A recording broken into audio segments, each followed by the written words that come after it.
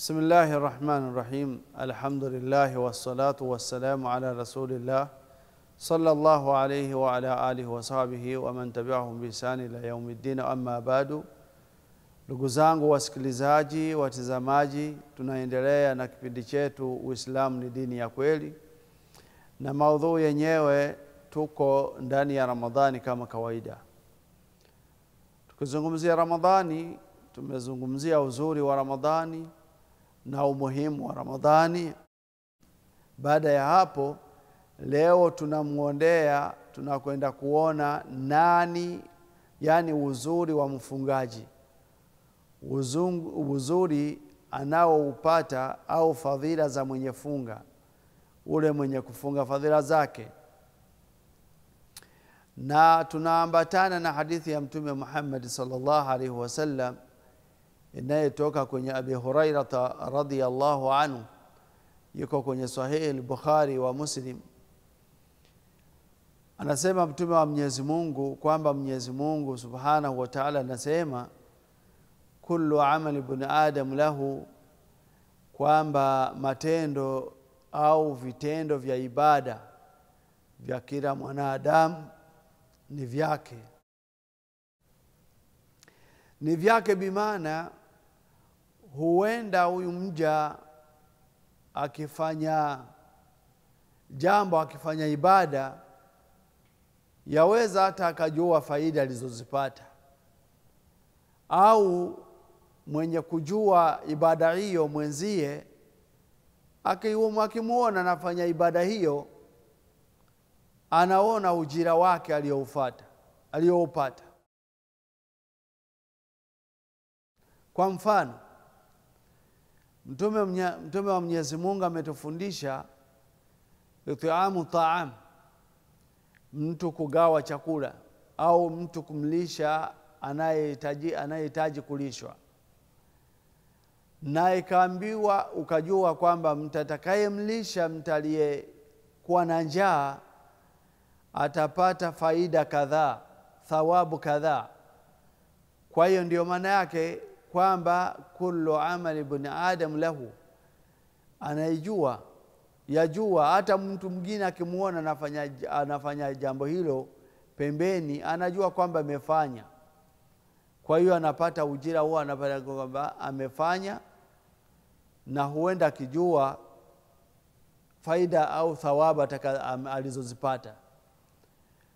Lakini Mwenyezi Mungu akasema illa siyam, isipokuwa funga fa innahu li, funga yenyewe ni ya kwangu, wa ana ajzi bihi, na mimi yani Mwenyezi Mungu ndiyo analipa funga hiyo. Kwa hiyo yoyote yule aliyefunga, anafunga kwa ajili ya Mwenyezi Mungu, akimfuata namna aliyofunga Mtume Muhammad sallallahu alaihi wasallam alivyofundisha, basi funga hii anayeifuata, anayejitengeneza ni mwenye funga, na anayeilipa ni Mwenyezi Mungu. Hakuna anayejua malipo yake, hakuna anayejua malipo ya mtu mwenye funga isipokuwa Mwenyezi Mungu peke yake. Anaendelea Mtume wa Muhammad sallallahu alaihi wasallam kwa kutuambia kwamba idha kana yaum saim ahadukum, kama atakuwa ameamuka mmoja wenu amefunga, fala yalfuth, asiyafanye mambo mabaya, wala yaskhab, wala asije akawa ni mwenye kukorofishana, asiyaseme maneno mabaya, wala asije kuwa ni mtu mwenye kukorofishana, yani kuwa ni mtu aliyefunga. Hii yatupelekea kuwa kwamba funga ni funga ya kutokula chakula na kunywa, lakini funga kubwa ni ya kutengeneza aliyefunga kwamba awe ni mwenye busara, awe ni mtu mwenye adabu, awe ni mtu ambaye tabia zake zaonyesha kwamba huyu mtu basi amemnyenyekea Mwenyezi Mungu. Sababu Mtume Muhammad sasa anasema fala yarfuth, asije akayasema maneno mabaya, maneno machafu. Usiwe ni mwenye ukorofi. Kama umefunga, acha ukorofi.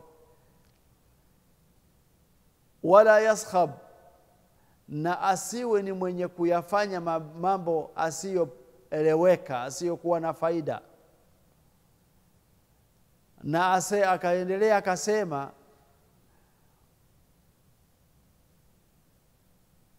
wa in sabahu ahadun, na kama atamtukana mtu atakuwa ni mwenye kumtukana, yani anamtakia ukorofi, au qatalahu, au akampiganisha baada ya ukorofi, akamletea ukorofi, akaona haja akaja kumpiga labda, au kumnyanyasa labda. Anasema Mtume Muhammad sallallahu alaihi wasallam aje amwambie kwamba inni mru'u saim, ebu na kuomba msamaha, nisamehe basi, mimi ni ndugu yako, mimi ni mtu aliyefunga. Hizi zote zaonyesha adabu za mtu aliyefunga. Sasa akasema Mtume Muhammad sallallahu alaihi wasallam, akasema kwamba akijampiga au mpiganisha huyu mtu aliyetoka pembeni na huyu mtu amefunga, basi amjibu kwa majibu ya busara, kwa mjibu wa amani, kama mtu anayetaka amani, kwa sababu yuko kwenye ibada amefunga. Amwambie kwamba mimi mwenzio ni mwenye funga. Kwa hiyo Mtume Muhammad sallallahu alaihi wasallam akaapa akasema kwamba wa nafsi Muhammad biyadihi, na kuapieni kwa yule anayekuwa na nafsi yangu mkononi, nafsi ya Muhammad au nafsi yake Mtume Muhammad mkononi mwake, kwamba anamwapia mtu kwamba kwa Mwenyezi Mungu ya kwamba harufu inayotoka katika kinywa cha mwenye funga, walladhi nafsi Muhammad biyadihi, na wapieni kwa kweli kwa Mungu aliyekuwa na nafsi ya Muhammad mkononi mwake, la hurufu fami saim, la hurufu fami saim, kwamba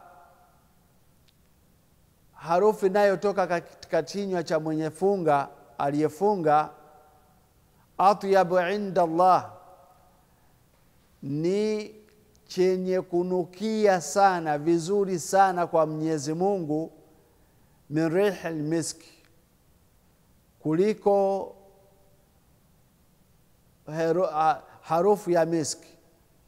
Tuyajua manukato ya miski kwamba yananukia sana, yananukia vizuri sana kwa binadamu. Sasa haya mambo haya manukato yanayonukia vizuri, harufu inayotoka katika kinywa ambacho cha mwenye funga kwa Mwenyezi Mungu inanukia kama kuliko inavyonukia manukato ya miski kwa wanadamu. Kwa nini mambo yasemekana aseme kwamba harufu ya mwenye funga inanukia vizuri sana kwa Mwenyezi Mungu? Ni kwa sababu mtu aliyefunga kawaida, baina ya watu wenzake, hii harufu hainukii vizuri, inakuwa nuka kama karaha kwa wanadamu. Lakini kwa sababu huyu mtu amejiziwia kula na kunywa kwa ajili ya Mwenyezi Mungu, kwa hiyo kutokana na ibada kubwa anayoifanya, inampelekea kuwa harufu inayotoka katika kinywa chake, kwa sababu ameifanya kwa ajili ya kumwabudu Mwenyezi Mungu, inakuwa inamnukia vizuri. Haya yote ni uzuri, ni faida za mwenye funga. Sasa akatambia Mtume Muhammad SAW akasema, lisaim, na mwenye funga, farhatani, ana faraha mbili, ana faraha za aina mbili. Yafrahuhuma inda fitrihi, ya kwanza anaipata wakati anapofuturu. Wakati anakula futari anakuwa ni mwenye kufurahi. Wakati anavunja saumu yake anakuwa ni mwenye kufurahi, kwa sababu amefunga kwa ajili ya Mwenyezi Mungu na ametimiza funga yake. Kwa hiyo anapata furaha wakati wa kuanza kula. Haya tuyajua sisi wote ambao tunafunga. Hiyo ni hapa duniani, na mambo mazuri ameisha yapata. Lakini anasema, wa inda liqa'i rabbih, na wakati atakapokutana funga yake, atakapokutana na Mwenyezi Mungu Mola wake kati ya funga yake. Ndugu zangu, mtakifunga, hakuna kama hamwambii mtu, hakuna mtu anayejua kwamba huyu mtu akafunga. Hakuna anayeelewa kwamba ndugu yangu huyu yuko kwenye funga yake. La, anayejua ni Mwenyezi Mungu, ambaye hakifichi kitu chochote, kidogo au kikubwa, kinachoonekana au kisichoonekana, hafichifichiki kwake. Kwa hiyo ndiyo sababu Mwenyezi Mungu anapenda sana mja aliyefunga, kwa sababu hii ni ibada ambayo, acha tupate pumziko kidogo.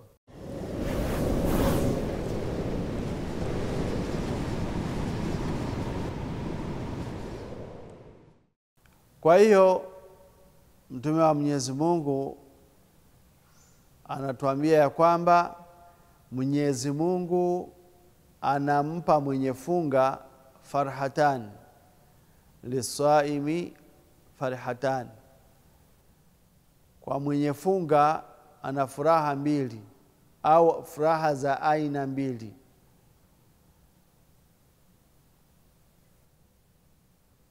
Yafrahu inda fitrihi, ya kwanza kabisa anaifurahi pinda ambapo anafuturu.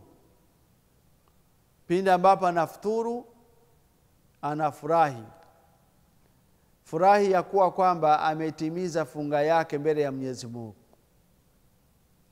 Furaha ya pili, yani kwa hiyo anafurahi kwa sababu ameanza kula. Wakati alikuwa anahisi njaa, hawezi kula, amepata kinywaji, alikuwa hawezi kunywa. Sasa anafurahi wakati anafuturu kwa kutimiza funga yake, na anafurahi kuwa amefuturu kwa sababu amepata namna ya kula. Anasema, wayafrahu inda liqa'i rabbih, na anafurahi furaha kubwa sana zaidi wapinda ambapo atamkutana Mola wake akisha kubali funga yake, akiyaona malipo yale Mwenyezi Mungu aliyomtengenezea kwa ajili ya funga yake, kwa ajili ya funga yake. Kwa hiyo aliyefunga anakuwa ni mwenye furaha kweli, kwa sababu kumkutana Mola wake ameisha kubali funga yake, na hii funga itamtetea siku ya Kiyama, siku ambapo atamkuta Mwenyezi Mungu. Hii funga yake itamtetea. Tamwambia, ya Rab, ewe Mola wangu, taraka taamahu, yale ameacha chakula chake, liajili, yani nimemziwia hakula hakunywa kwa ajili yangu, fashafi lahu, basi mja wako msamehe, mja wako msamehe, mpe mazuri. Hii yote ni faida ya mwenye funga. Mwenye funga amefunga kwa ajili ya Mwenyezi Mungu, anataka uzuri kutoka kwa Mola wake, na Mola wake amemtengenezea, akampa, akamwambia, funga ni yangu na ni mimi mwenye ilipa, kwa sababu aliyefunga na kuwa ni baina yake na Mola wake. Kwa hiyo mtu aliyefunga anakuwa na furaha zake za aina mbili. Furaha ya kwanza ni wakati ambapo ni kipindi kile ambacho anakula futari. Jamani, mtu akila futari ndiyo anarudisha kama vile afya zimerudi. Lakini aliyefunga katikati ya funga anakuwa yani yuko kwenye ibada, lakini kama unavyojua anahisi njaa.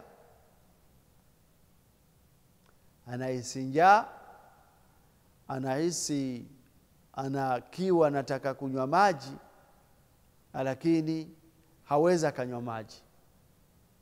Hawezi akanywa maji akayapata. Kwa hiyo wakati anapopata ruhusa ya kula, lazima afurahi. Lazima afurahi.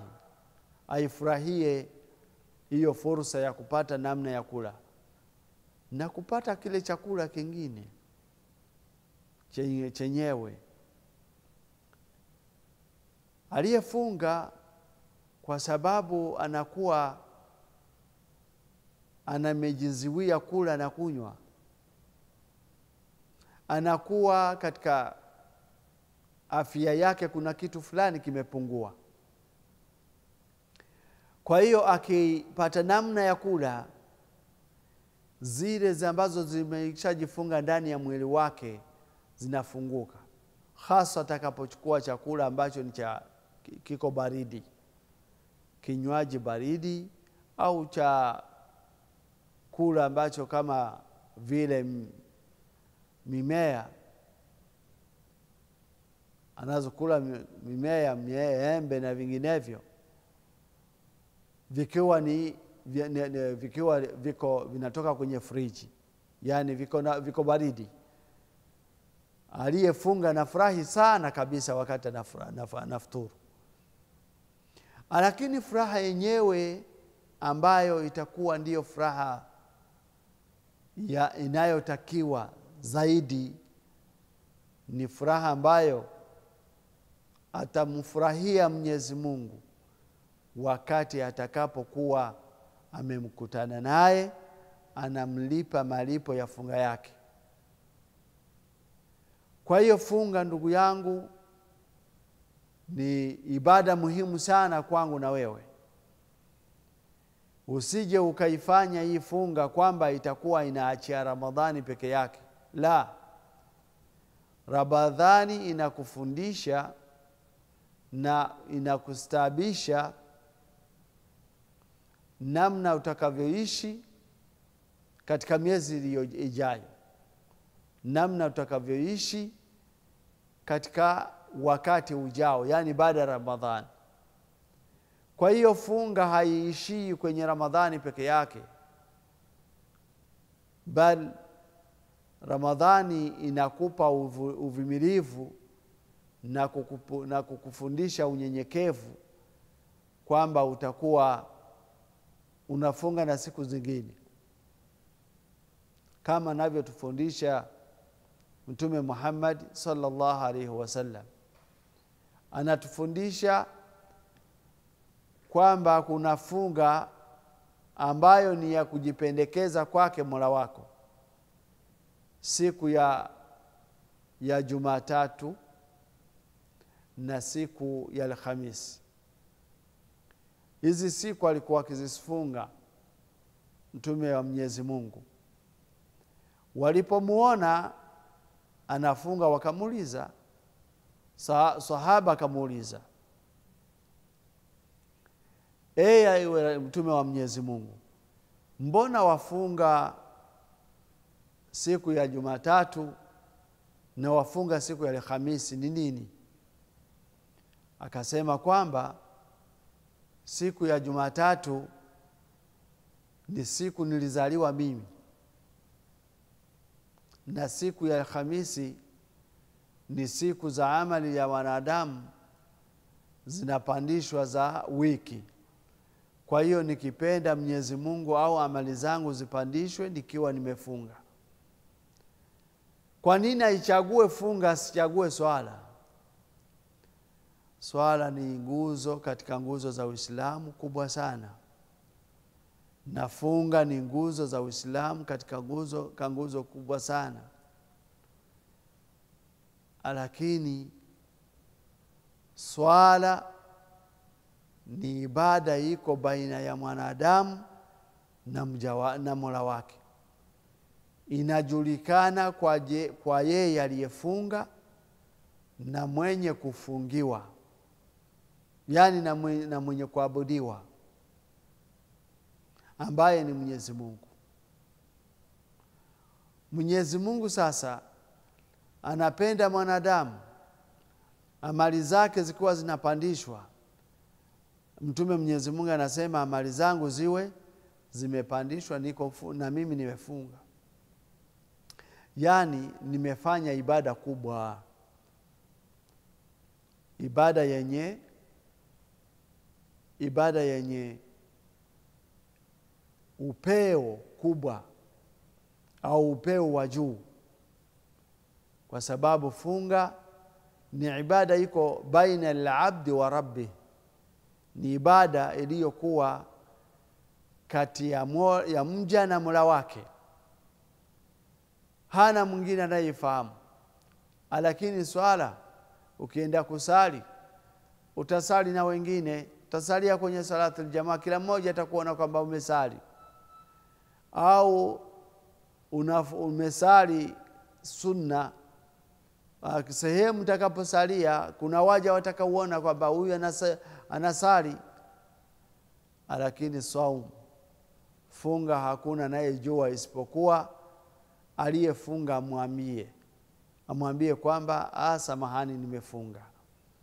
Sasa funga iko baina al-abdi wa rabbi, funga iko baina ya mja na Mola wake.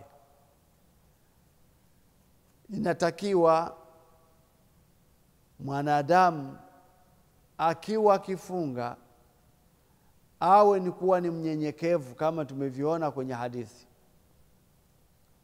Aliyefunga anakuwa na adabu, anaishi vizuri na watu. Sasa inampelekea sio kwenye funga peke yake.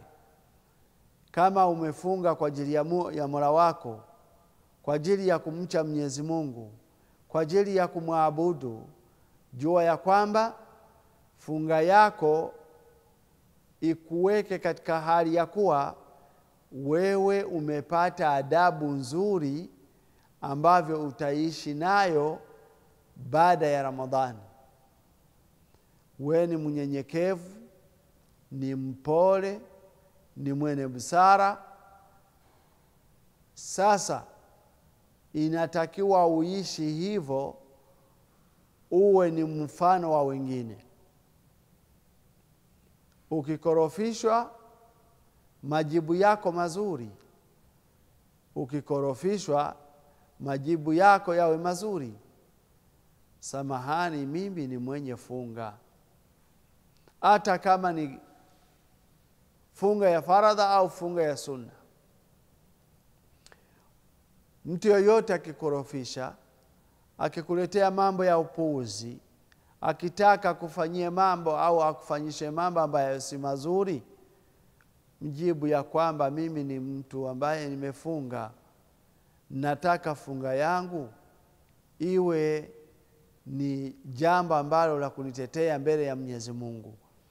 Kwa hiyo samahani baba, dada, ndugu yangu, kaka, mimi nisamehe, ni mwenye funga, naomba usinikorofishe, usiniharibie funga ndugu yangu. Haya maneno hayatoki katika mtu ambaye ni mkorofi, yanatoka katika mtu ambaye kwa kweli anajua anachokifanya.